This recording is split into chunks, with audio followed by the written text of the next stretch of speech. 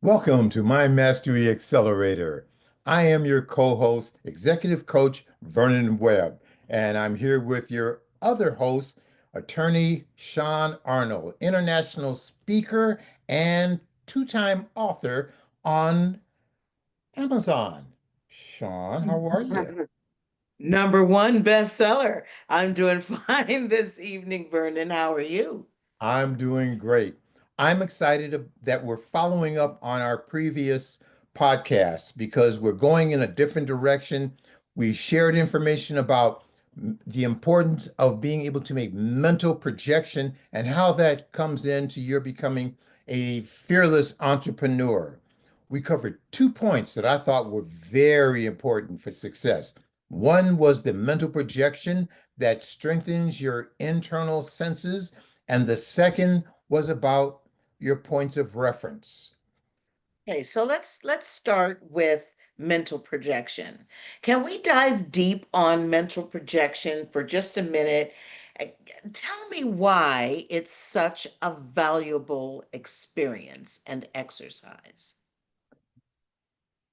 Mental projection gives you the opportunity, using the Silva method, of being able to strengthen your internal vision. You have five physical senses, and for each one of your physical senses, you have a corresponding inner sense. So when we performed mental projection and we went into a wall, it was incredible. Feedback has been good, and people have, if you were able to say, I see what it looks like inside of a wall because I'm using my imagination. I know what it smells like inside of a wall. I know I'm like making this up, but I can smell it. I can, there's dust on here and everything. And, ooh, a dead mouse. All of those things add to your experience when you're looking at projecting yourself into your goals for completion. So that's what makes mental projection such a valuable concept. You know, that reminds me of an architect that I know named Eli. Ah, He's a really good practitioner, but when he did his drawings in the past, they tended to lack life. Eli was very much into the math and the angles, but he didn't really get the vision that his clients wanted him to get. And he spoke with a mentor who knew Silva mind control and worked with him a little bit to help okay. him with his mental projection. Eli actually worked with that for a while, and when he did, he sat in the alpha state and projected himself into the house that he was drawing. Mhm. He saw the children playing in the swimming pool. He heard the echo of the footsteps down the hall. He saw the wife and the husband snuggled up in the family room watching a movie together. And once he got the feeling of what this house was going to look like, the drawings that he created were so amazing that once the house was completed and the owners went through, they literally had tears in their eyes Mhm. because they felt seen by Eli. When you take yourself to level and you project your consciousness into the job at hand, you can see the unseen and you can make better decisions. Let me Absolutely. ask you a question about points of reference.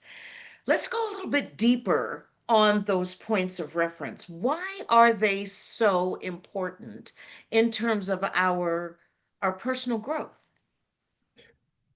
When we are able to understand, and last week, by the way, you covered the caveman and the blue Volkswagen. And that was just exciting because we watched the caveman develop points of reference. A point of reference is something that you are familiar with, that you feel strongly enough about, that you can then venture into an area that you are less familiar. But because you've developed that first point of reference, the second point that becomes familiar soon becomes very, very familiar. And that's a growth cycle. So that's why a point of reference is so very important.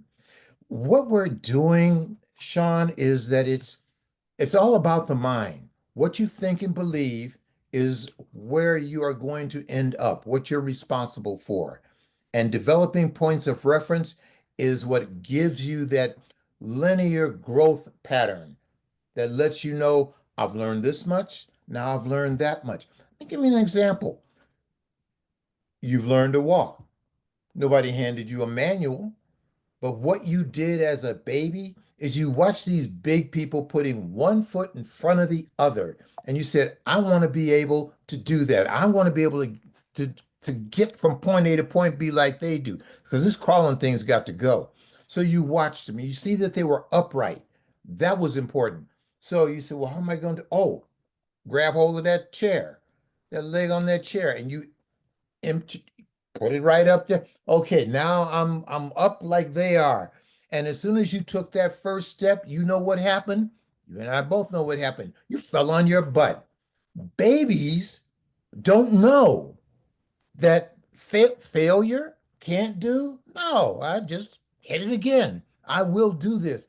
And then pretty soon you're up and you're moving. Then when you decide that you want to start moving quickly, you start running, except your running is just lifting your feet up in the same place. And you wonder, why am I not moving fast? And then you realize you need to lean your body forward a little bit. And then you start moving.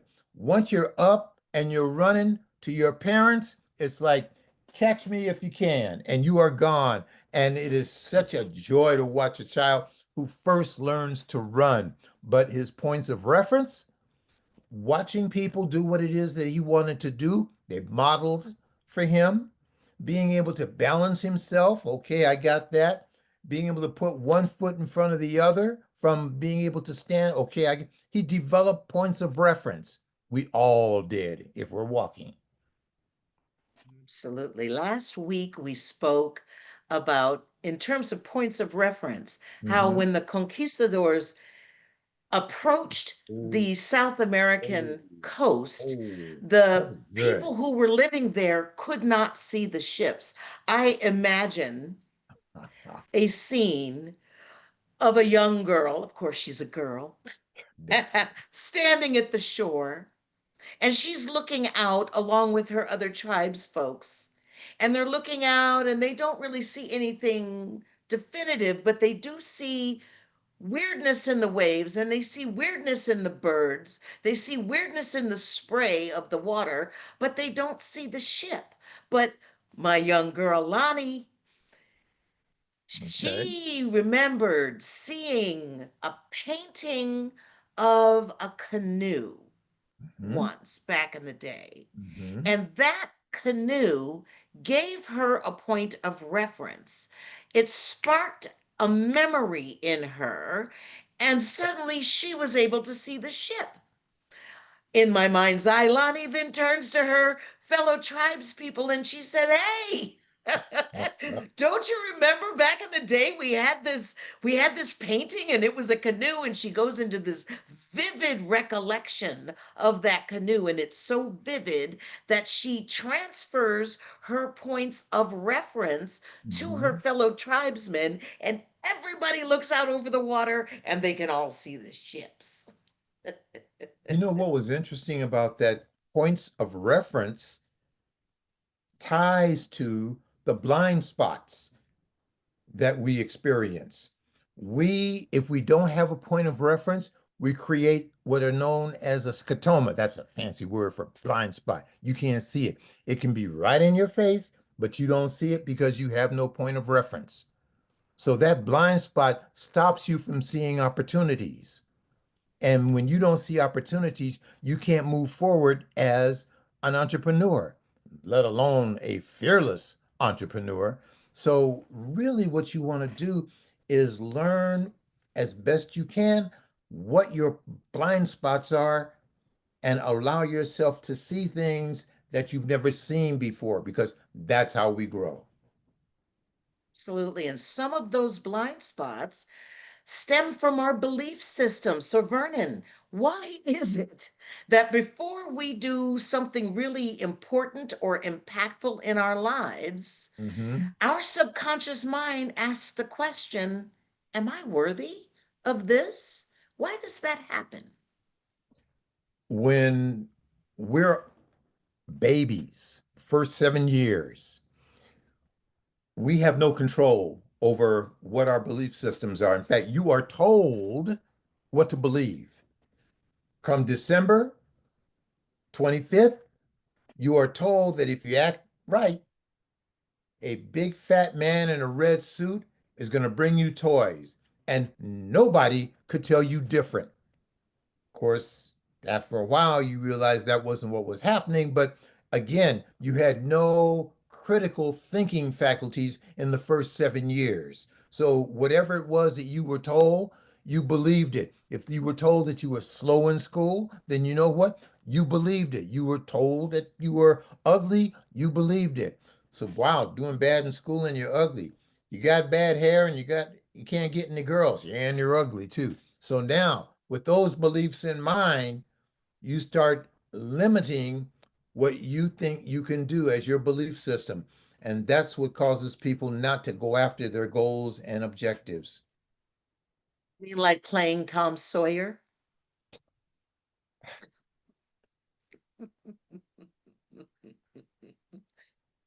Would you Yes, mind enlightening our community as to what I'm talking about?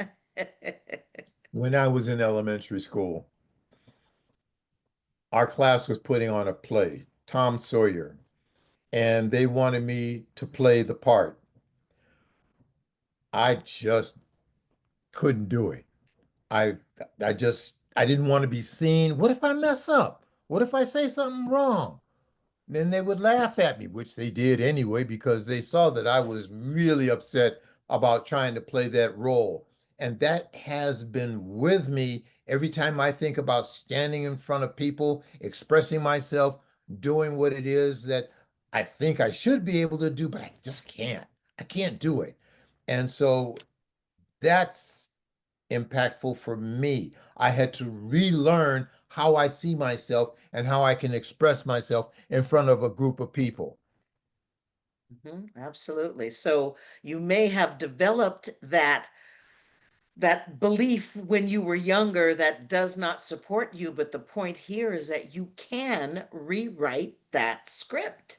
So then let's take that belief system and apply it to our goals. Why is the why of our goal setting so important?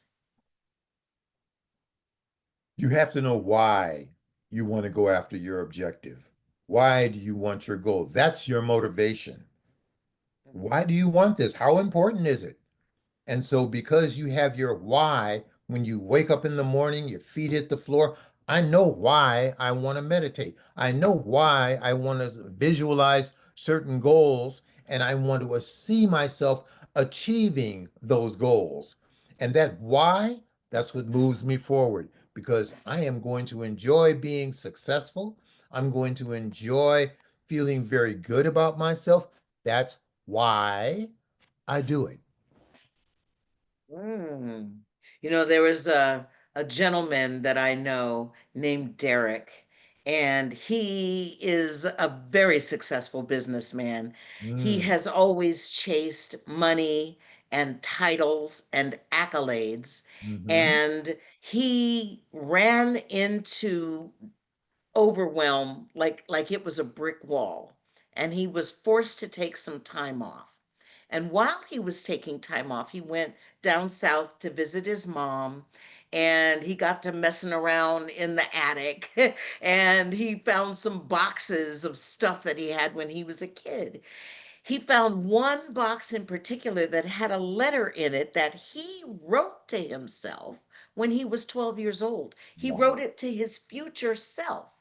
And in the letter, he wrote to himself, when I grow up, I want to make sure people don't feel alone. Boom, there it was. His Wow. why. his why written right there for him in black and white. So Derek made some changes in his life. When he went home, he Hmm. started his own business and he infused into that business the notion I want people to not feel alone.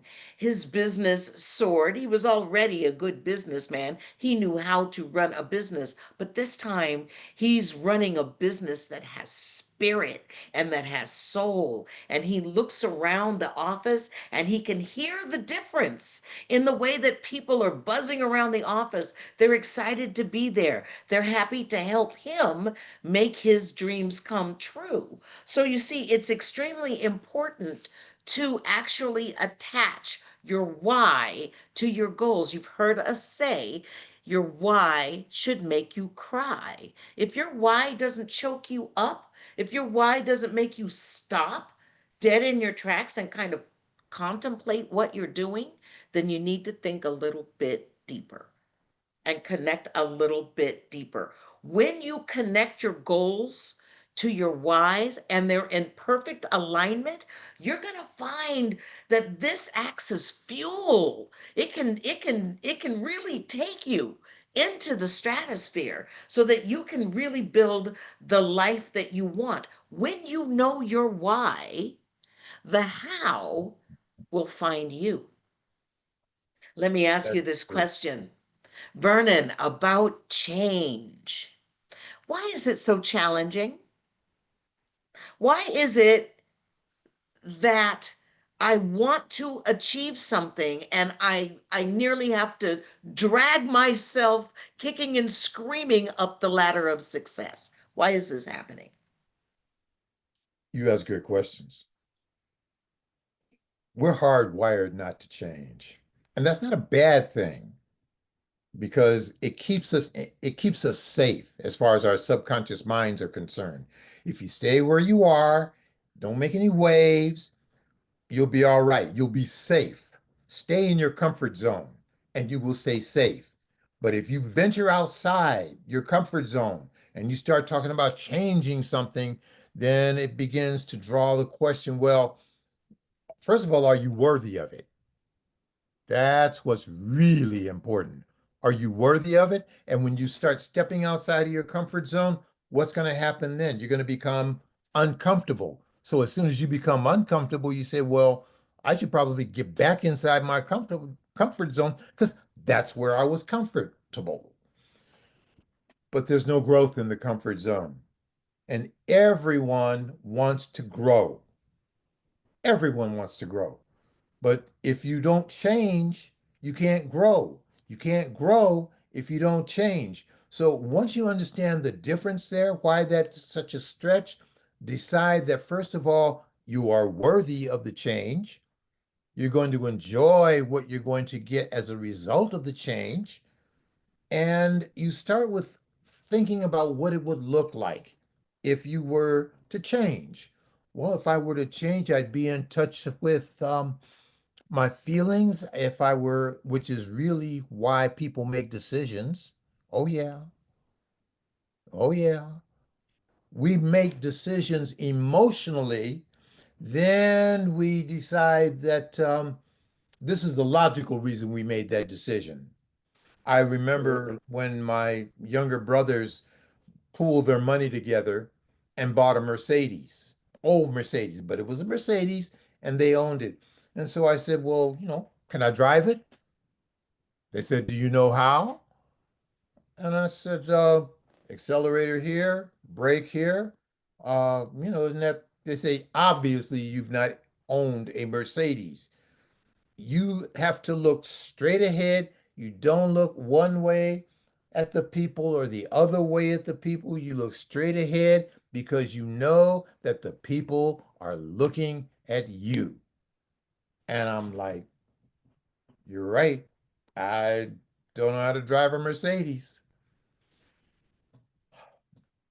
Emotions. And we could say, well, why did you buy a Mercedes? Well, actually, Mercedes is probably one of the best made cars that you can find.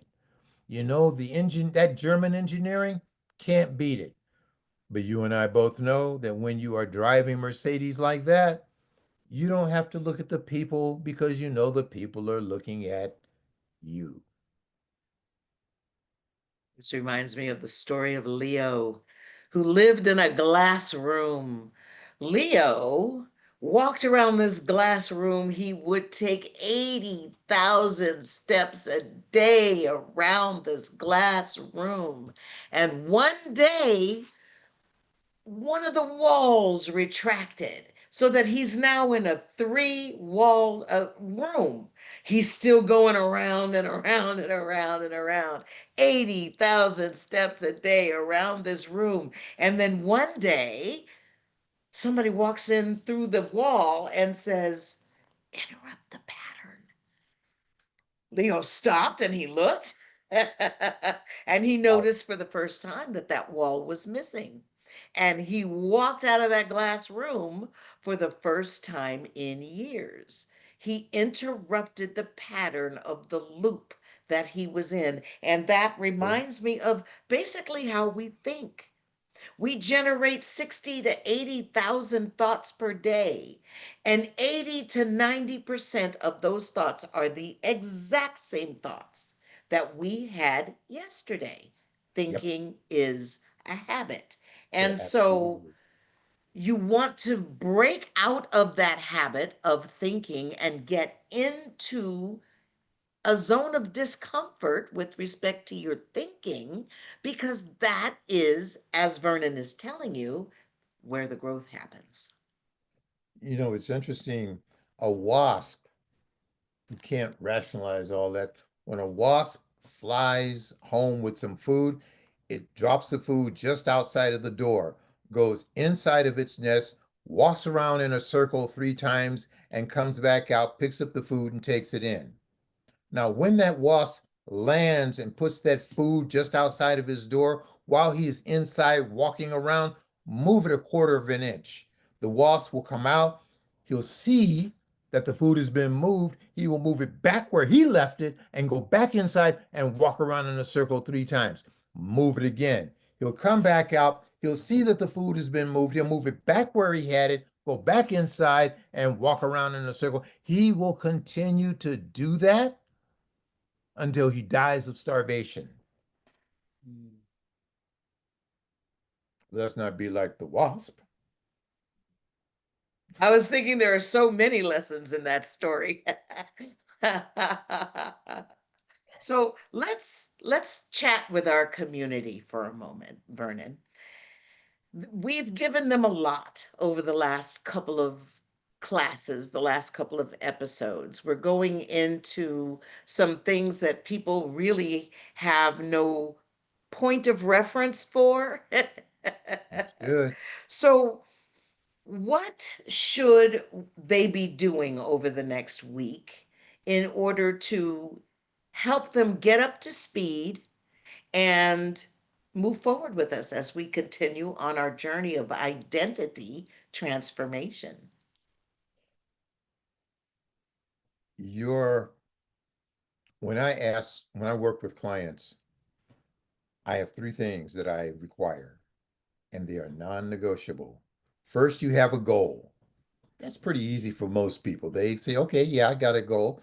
Second is that you must step up. And by step up, that means create the time to learn how to slow your brainwave levels down so that you're functioning in the alpha dimension for at least 10 to 15 to 20 minutes per day.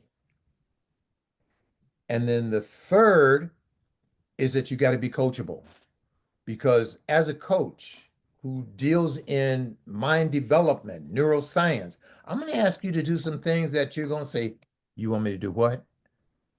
I understand how you feel. I had that same expression when I was working with Jose and Bert Goldman. They said, this is what you want to mentally project and you want to be able to see in your mind. I said, but I don't have it. I understand that, but this is what you need to see, feel, hear, as though you are there. Knowing Jose, knowing Bert, I know what they did. So I said, all right. And I learned so much, but I had to do something that I'd never done before. that made the difference between learning how to use my mind and being successful with it and not. So, what it is that we're talking about doing is, do you love yourself enough, self image? Do you love yourself enough to do the time, setting the time aside to meditate? That's what's important. Now, if you find yourself, well, I don't have any time to be meditating, that is your subconscious mind talking to you to keep you in that same comfort zone. We can come up with just one excuse after another as to why we don't have time to sit down for 15 minutes and create certain mental pictures that are going to help us become more successful. And it comes down to this: we don't love ourselves enough to create that time. So I would tell you that we're developing a community in Mind Mastery Accelerator. And there's an old African proverb that says, if you want to go fast, go by yourself. But if you want to go far, go with a group, go with other people. So we are creating a community here because we believe that if we move together, we can go far. So I would ask you to, for your sake, monitor when you spend time meditating, going to level. And I say meditating, going to level. Jose started out with hypnosis and all different biofeedback. They didn't work for what he wanted to do. And as we move forward, you'll see why. They were only stepping stones. But when you can see yourself learning how to relax your level of mind, which is in essence what we're doing, then what you'll find, there's nothing you can't do. Absolutely. But you've got to do something you've never done before in order to be successful. Write that down. Change. And as a community, give us your questions. What would you like for us to address? And we're going to be coming up with some more tools and techniques so that you can become that fearless entrepreneur who has learned to master their mind. Accelerated. Sean? Ladies and gentlemen, your power is in the alpha state. In the alpha state, that is where your conscious mind and your subconscious mind meet. And you can establish that open line of communication so that you can reprogram your subconscious mind so that you can live the life that you want to live. So, we want you to spend 10 minutes bare minimum every single day between today and the time that you see us again next week on Mind Mastery Accelerator. And if you like a guided meditation, go back and take a look at that timeline therapy. Ooh, I that was am good. enough meditation that we did, and that will show you how it's done and get you to feeling good and get you to feeling strong, and we will see Very. you right back here next week on Mind Mastery Accelerator. Drop a comment below. Let us know how this resonated with your spirit. Let us know how you're starting to understand points of reference and the importance of mental projection and projecting your consciousness into your own future, into your own goals, so that you can attain the life that you truly want to live.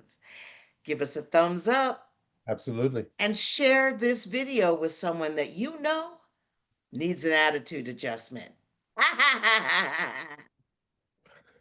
Looking forward to the time.